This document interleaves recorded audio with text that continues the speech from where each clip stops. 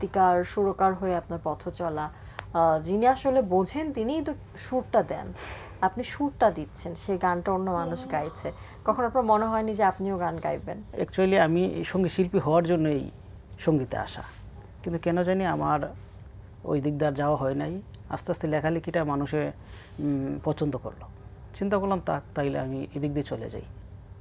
তো আমার আর সঙ্গীত শিল্পী হওয়া হয়ে ওঠেনি, আমি গীতিকার হিসেবেই চলে আসলাম আর কি। চলুন ফিরে যাই আমাদের আজকের অতিথি গীতিকার ও সুরকার নির্মল দাসের কাছে।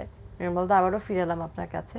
শুরুতে যেটা বলছিলাম যে সুরের সাথে আপনার সান্নিধ্য বহু বছরের, শুরু হয়েছিল কবে? 2006-08 দিক থেকে আমি মূলত লেখালেখিতে একদম ভালোভাবে ঝুঁকে যাই। সে সময় কি করতেন?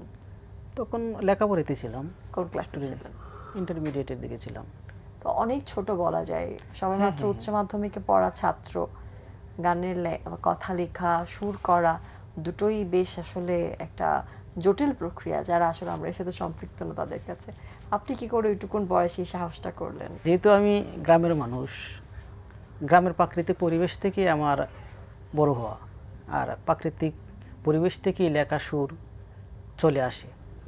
ওইভাবে আস্তে আস্তে আস্তে আস্তে লিখতে লিখতে এক পর্যায়ে দেখলাম যে অনেকেই আমার লেখাগুলো ভালোভাবে নিচ্ছে, সেই সুবাদে আমি লিখতে শুরু করলাম আর কি। পরিবারে আর কেউ কি আছে প্রফেশনে বা সুর সঙ্গীতের সাথে? না, আমার পরিবারের লেখালেখিতে বা ওইভাবে তেমন কেউ নাই। যখন প্রথম গানের কথা লিখলেন, মানে আগে কথা লিখেছেন নাকি সুর করেছেন? না, কি আমার করেছিলেন? ম্যাক্সিমামই লেখা আগে, তারপরে সুরটা একটা ন্যাচারালি সুর আমার চলে আসে। সুরটা কবে থেকে করছেন? কথা সুর অ্যাকচুয়ালি আমি একদম কথাটা লেখার পারপাসে আমার সুরটা চলে আসে, ওইভাবেই তখনই আমি সুর রেডি করে ফেলি। আপনার মনে আছে কি প্রথম গানটা কার জন্য লিখেছিলেন, সে গানে কণ্ঠ দিয়েছিলেন কে? ইউটিউবে প্রথম রেকর্ডিং আকাশ মাহমুদ, অনেক আগে, প্রায় 2000 কত হবে এটা, ধরেন 10-11 দিকে হইতে পারে। তখন সঙ্গে লিয়ে যাও শিরোনামে একটা গান আকাশ মাহমুদ গায়, এটা আমার লেখা এবং সুরে। সে তো 2010-11 কথা বলছেন, আর এখনকার সময় সে আকাশ মাহমুদের তুঙ্গস্পর্শী জনপ্রিয়তা। দেশে যেমন জনপ্রিয়তা আছে, দেশের বাইরেও তাকে লক্ষ লক্ষ মানুষ চেনেন, তার আয়োজনে অনেক মানুষের ভিড় হয়। আপনার কেমন লাগে বিষয়টা যে এত বছর আগে একজনকে দিয়ে আপনি গানের কণ্ঠ দিয়েছেন, যিনি আসলে এখন এসে এত বিখ্যাত, এত জনপ্রিয় হয়েছে? আকাশ তো আসলে অনেক দারুণ। তো আকাশের সাথে আমার এখনও কন্টিনিউ কাজ হচ্ছে। যে কোনো সময় গান দরকার পড়লে আকাশ আমাকে বলে, ভাই আমার একটা গান, রিসেন্টলি একটা গান নিল, আমাকে ডেমোটা পাঠাইছে, খুব দারুণ হয়েছে। আশা করি কিছুদিন পরে এটা রিলিজ হয়ে যাবে আর কি। এই যে গীতিকার সুরকার হয়ে আপনার পথ চলা, যিনি আসলে বোঝেন তিনিই তো সুরটা দেন, আপনি সুরটা দিচ্ছেন, সেই গানটা অন্য মানুষ গাইছে, কখন আপনার মনে হয়নি যে আপনিও গান গাইবেন? অ্যাকচুয়ালি আমি সঙ্গীত শিল্পী হওয়ার জন্যই সঙ্গীতে আসা, কিন্তু কেন জানি আমার ওই দিক দিয়ে আর যাওয়া হয় নাই। আস্তে আস্তে লেখালেখিটা মানুষে পছন্দ করলো, চিন্তা করলাম তাইলে আমি এদিক দিয়ে চলে যাই। তো আমার আর সঙ্গীত শিল্পী হওয়া হয়ে ওঠেনি, আমি গীতিকার হিসেবেই চলে আসলাম আর কি। যেহেতু ইচ্ছে ছিল, তার মানে আপনার ভেতরেও সুরটা আছে নিশ্চয়ই, সেটা চর্চা আপনি করেন। আজকের আয়োজনে এসেছেন, একটু গান যদি শোনান খুব ভালো লাগবে। অ্যাকচুয়ালি আমি ওইভাবে তো গাই না, তারপরে নিজে যেহেতু সুর করি, তো সেই সুবাদে আমি দোলান গাইতে পারি, গানের মুখটা গাইতে পারি। গানটা লায়লা আপু বেশ কিছুদিন আগেই রেকর্ড হয়, এখন ইউটিউবে আসে নাই। গানের টাইটেলটা হচ্ছে টাকার পীড়িত, তো আমি একটু শোনানোর চেষ্টা করি। ওকে। টাকার পীড়িত বেশি দিন থাকে না, টাকার পীড়িত বেশি দিন থাকে না, হইয়া গেলে পকেট ফাঁকা কেউ ধারে আর আসে না, হইয়া গেলে পকেট ফাঁকা কেউ ধারে আর আসে না, টাকার পীড়িত ও ভাই রে, টাকার পীড়িত বেশি দিন থাকে না। অনেক ধন্যবাদ। এই গানটির মূল শিল্পীকে? মূল শিল্পী লায়লা। লায়লা। লেখা সুর আমার, মূল শিল্পী হচ্ছে লায়লা। আপনার ফোকের সাথে বেশ ভালো একটা সম্পর্ক আছে, আপনি লায়লা আপার কথা বলছেন, আকাশ ভাইয়ের কথা বলছেন, তাদের সবাইকে আমরা যদি এই প্রোগ্রামে অনেকবার পেয়েছি, এবং তারা বেশিরভাগই আসলে ফোক গানের মাধ্যমে দর্শক শ্রোতাদের কাছে পৌঁছেছে। আমার যেহেতু আমি একদম সেই সিলেটের হবিগঞ্জ আজমেরীগঞ্জ থানা আমার বাড়ি, যেখান থেকে দূরবীন শাহ এসেছে, বা ওসা আব্দুল করিম এসেছে, হাসান রাজা এসেছেন, রাধারমণ দত্ত এসেছেন। তো ওদের আসলে আমরা যারা লিখি, আমার কাছে যে জিনিসটা মনে হয় আমরা আসলে তাদের সান্নিধ্য থেকেই টুকটাক লেখার চেষ্টা করে যাচ্ছে আর কি। এই যে শাহ আব্দুল করিম, হাসান রাজা, রাধারমণ, দূরবীন শাহ, লাস্ট যেটা আমরা ধরতে হবে পাগল হাসান, তো তাদের সংস্পর্শ থেকেই আমার মনে হয় আমরা টুকটাক লেখার চেষ্টা করে যাচ্ছি। পাগল হাসানের কণ্ঠে কি আপনার গান গেছে?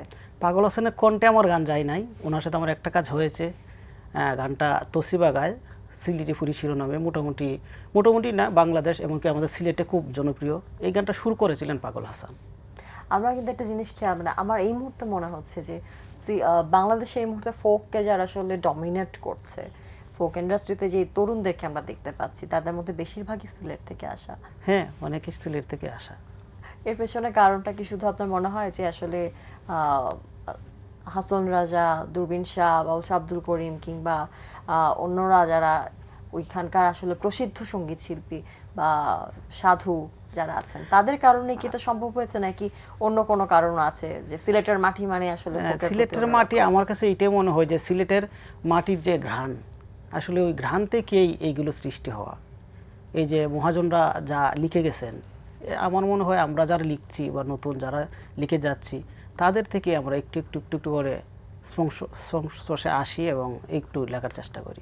আপনার পরিবারে যারা আছেন তারা আপনার গানের এই চর্চাটাকে কিভাবে দেখছেন? খুব ভালোভাবে নিচ্ছে, খুব ভালোভাবে নিচ্ছে। আমার গান যখন মাঠে ঘাটে বাজে বা যখন কোনো টিভি চ্যানেলে গায়, তখন ওরা দেখে যে না, এটা আমার ভাইয়ের গান, এরা খুব খুশি হয়। আর জিনিসটা আমার কাছে খুব ভালো লাগে। বর্তমানে কাজের ব্যস্ততার কথা যদি জানতে চাই, যে সুরকার এবং গীতিকার হিসেবে পুরো সময়টা যাচ্ছে, নাকি পাশাপাশি অন্যান্য কাজেও আসলে ব্যস্ততা আছে? প্রাইভেট জব করতাম, এখনও করি না। তো এখন টোটালটাই আমার সঙ্গীত নিয়েই, লেখালেখি শুনে বলতে পারেন সঙ্গীতের জন্যই, সঙ্গীতকে মানে টোটাল সময় দেওয়ার জন্য ভাবলাম যে দেখি কিছু একটা করতে পারি কিনা সঙ্গীত নিয়ে। এখন তো সবাই এটা বলে থাকেন, যারাই আসলে আর্ট পারফরমেন্সের সাথে আছেন, তারা বলেন যে গান করুন, নাচ করুন বা অভিনয় করুন, যাই করুন না কেন, পাশাপাশি আপনার একটা ফিক্সড আর্নিং এর মানে ব্যবস্থা থাকতে হবে।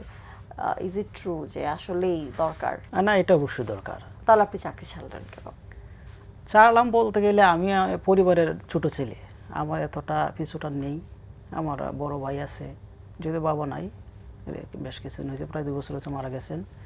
তো এতটা পিছুটান নাই, যার জন্য ভাবলাম তো আমি একটু সঙ্গীতকে একটু সময় বেশি দিই। বা এই যে ডেডিকেশন আপনার, এই ডেডিকেশন নিয়ে যে পথ চলা, সেই 2006-এর কথা বলছিলেন বোধহয়, 6-8-এর দিকে। হ্যাঁ 6-8-এর কথা বলছিলেন, তখন থেকে এখন পর্যন্ত এই পথ চলা আপনার কাছে কি কখনো মনে হয় যে আপনি হয়তো বা ঢাকা শহরে থাকেন না, বা ঢাকা কেন্দ্রিক আপনার জীবন নয়, এরপরে আপনাকে অনেক বেশি চ্যালেঞ্জের মুখোমুখি পড়তে হয়েছে এবং আপনি সেটা ওভারকাম করতে পেরেছেন? বলতে গেলে সঙ্গীতের জায়গাটা একটা চ্যালেঞ্জ, সঙ্গীতের জায়গাটা একটা চ্যালেঞ্জ। সেই সিলেট থেকে এসে ঢাকাতে কাজ করে বিভিন্ন শিল্পীকে দিয়ে গান করানো, এটা আসলে সব মিলে অনেক টাফ বিষয়।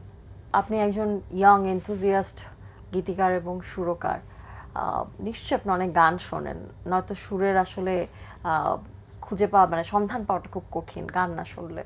আপনি কাদের গান বেশি শুনে থাকেন? যেহেতু আমি সিলেট অঞ্চলের মানুষ, আমার সিলেটের যে গুণী মহাজনরা আছে তাদের গানই খুব বেশি শোনা হয়। পাশাপাশি আমি অন্যদের গান, একটা সময় কিন্তু প্রিয় শিল্পী মনির খান ভাইয়ের প্রচুর গান আমি শুনতাম, প্রচুর গান শুনতাম, এমনকি ওনার মতো গাওয়ারও চেষ্টা করতাম। এই যে বললাম না আমি যে শিল্পী হওয়ার জন্য এসেছিলাম, কিন্তু আমি ওনার প্রচুর গান শুনছি, একদম ওনার মতো গাওয়ারও চেষ্টা করতাম আমি। বাহ। আচ্ছা, এই যে গানের চর্চা, সেই চর্চা আপনি বারবারই একই কথা বলছেন, একটা কথা আসছে ঘুরে ফিরে যে শিল্পী হতে চেয়েছিলেন। এখনো তো জীবনটা কতখানি বাকি আমরা কেউই জানি না। আপনার কি কখনো মনে হয় যে আপনার শিল্পী হয়ে ওঠা হবে কখনো? শিল্পী হয়ে ওঠা হবে কিনা ঠিক বলতে পারতেছি, তবে নিজের জন্য কিছু গান গাইব, নিজের জন্য কিছু গান গাওয়ার ইচ্ছা আছে। আজকে এখানে আসার আগে সবশেষ কোন গান শুনেছেন? রিসেন্টলি আমার একটা গান রিলিজ হয়েছে, যেটা আমার ছোট ভাই জয়ন্ত, বুকের মাঝে তীর মারিয়া, এই গানটা বেশ কয়েকবার শোনা হয়েছে। ফোক গানের কথা হচ্ছে অনেক, কিন্তু একটু জানতে চাই আধুনিক গান নিয়ে আপনার কোনো পরিকল্পনা আছে কিনা? একটা সময় আমি আধুনিকও লিখছি, একটা সময় আধুনিক গান লিখছি, এমনকি বেশ কয়েকটা গান রিলিজ হয়েছে। কি করে বলি তোর একটা শিরোনামে সজীব দাস দারুণ গানটা গাইছে আমার লেখা সুরে। আবার বৃষ্টি নিয়ে একটা গান ছিল আমার, আমাদের বিপ্লব সাহা দাদা, গানটার কথা ছিল আমার, সুর এবং সঙ্গীত ছিল মার্সেল ভাইয়ের। এগুলো মোটামুটি আধুনিক, এগুলো আমি অনেক আগে লিখি, যার জন্য তখন ফুকে আমি এতটা ঝুঁকি নাই। তখন এখন কি ইচ্ছা আছে আবার আধুনিক টুকটাক লেখার বা পারফর্ম করার?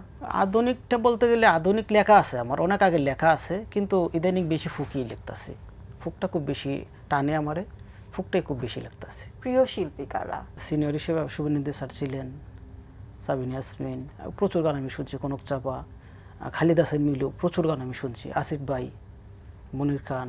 আর রিসেন্টলি যদি বলি আপনার আমাদের লায়লা আপু আছে। আকাশের গান তো আমি নিজেই শুনি, নিজেও সুর করি, লিখি। কামসাগোলাস আমাদের হবিগঞ্জের আশিক ভাই, তাদের গান প্রায় শোনা হয় আমার। এই যে গানের ভুবনে বিচরণ করছেন, গান নিয়ে বাঁচছেন, আপনার কি মনে হচ্ছে যে আগামীতে গানের অবস্থাটা এরকম থাকবে যেখানটা আসলে জীবিকা নিয়ে ভাবতে হবে না, নাকি সামনে কোনো সংকট আপনি দেখতে পান? জীবিকার যে বিষয়টা বলতেছেন, গান নিয়ে আসলে বা টোটালি গান দিয়ে টিকে থাকা পসিবল না, এটা সত্য কথা। জীবিকার জন্য অন্য ওয়ে অবশ্যই দেখা দরকার। শুধু শুধু সঙ্গীতের উপরে থেকে আমার মনে হয় না যে চলাটা সুটাফ। আপনি যেহেতু গান লিখেন, গান সুর করেন, একটা গান যখন রিলিজ হয় তখন দেখা যায় যে সেই গানটা অনেক ভাইরাল হলো, অনেক জনপ্রিয়তা পেলো, কিন্তু জনপ্রিয়তাটা আসলে অল্প সময়ের জন্য থাকে, এরপরে হারিয়ে যায়। আপনার কাছে কি মনে হয় এখানটা সব থেকে বড় দায়টা কার? সুরকারের, গীতিকারের, নাকি সঙ্গীত শিল্পীর? অ্যাকচুয়ালি এই দায়টা আপনার তাদেরকে দেওয়া যাবে না। আমার জায়গা থেকে যে জিনিসটা আমার কাছে মনে হয়, যেহেতু ইউটিউবের একটা দিক হচ্ছে কি, কয়েকদিন পর পর নতুন গান রিলিজ হচ্ছে, যার জন্য একটা গান 2 মাস 4 মাস 6 মাস মার্কেটে আউট হওয়ার পরে বা রিলিজ হওয়ার পরে অটোমেটিকলি নতুন গান অ্যাড হয়, যার জন্য ওই গানটা একদম নিচে পড়ে যায়। তবে যে গান মানুষের মনকে নাড়া দেয়, সেই গানটা আমার মনে হয় না কোনো সময় পড়ে থাকে। এটা কোনো না কোনোভাবে মানুষের কানে অটোমেটিকলি বা যে কোনোভাবে মানুষ এটা সার্চ করে হলেও শুনে নেয়। এই যে এত বছর ধরে গান লিখছেন, গান শুরু করছেন, প্লেব্যাকের কোনো সুযোগ এখন এসেছে কিনা? না, প্লেব্যাকের সুযোগটা এখনো আসে নাই। তো যদি আসে তাইলে অবশ্যই ভালো কিছু দেওয়ার চেষ্টা করবো আর কি। কি মনে হচ্ছে জীবনের প্রথম প্লেব্যাকের সুযোগ যদি আসে, সেটা আসলে ফোক আঙ্গিকের গানের জন্য আসবে নাকি আধুনিক গানের জন্য আসবে? যে গানের জন্য আসে আমার মনে হয় যে আমি লিখে দিতে পারবো, যেহেতু আমি ফোক আধুনিক দুটোটাই লেখার চেষ্টা করে যাচ্ছি বা লিখি। আমার কাছে মনে হয় যে গানটাই আমাকে অফার করবে তারা, আমি এই গানটাই লিখে দিতে পারবো আমার মনে হয়। আপনার কি ইচ্ছা হয় যে আসলে আগামী 5 বছর পর নিজেকে কোথায় দেখবেন, বা 10 বছর পর নিজেকে কোন জায়গায় দেখলে মনে হবে যে স্বস্তি পাচ্ছেন? একটা সময় চাই আমি যেন আমার গান বাংলাদেশের বিখ্যাত যত শিল্পী আছে ওনারা যেন আমার গান গায়, এমনকি আমার যারা গান গাচ্ছে তাদেরকে নিয়েও আমি চাই একটা ভালো জায়গায় যেন মাঠে ঘাটে আমার গান বাজুক, এটা তো অবশ্যই আমি চাই। অনেক অনেক শুভকামনা থাকবে আপনার জন্য, আপনার গান মাঠে ঘাটে সবখানে বাজুক, এবং শিল্পী হিসেবে, গীতিকার, সুরকার হিসেবে যাই হোক না কেন আপনার নামটি সকলে মনে রাখুক। ধন্যবাদ। প্রিয় দর্শক, এতক্ষণ কথা হচ্ছিল অতিথির সঙ্গে, এবার সময় হলো বিদায় নেবার। আমাদের অনুষ্ঠান সম্পর্কে আপনার যে কোনো মতামত, পরামর্শ জানাতে লিখুন এই ঠিকানায়। প্রযোজক দিন প্রতিদিন, বাংলা বিশ্বর Noor tower, 110 Bir Uttam, CR Dutta road, Dhaka 1205, phone 9632030 থেকে 4। আমাদের ইমেল অ্যাড্রেস দিন প্রতিদিন @banglavision.tv। বিখ্যাত জার্মান পদার্থবিজ্ঞানী আলবার্ট আইনস্টাইনের একটু উক্তি বলে বিদায় নেব আজ। তিনি বলেছেন, জোর করে শান্তি হয় না, বোঝাপড়ার মাধ্যমেই হয়। প্রিয় দর্শক, সবাই ভালো থাকুন, সুস্থ ও সুন্দর থাকুন। আজ 8টা দিন সবার জন্য শুভ ও কল্যাণময় হোক।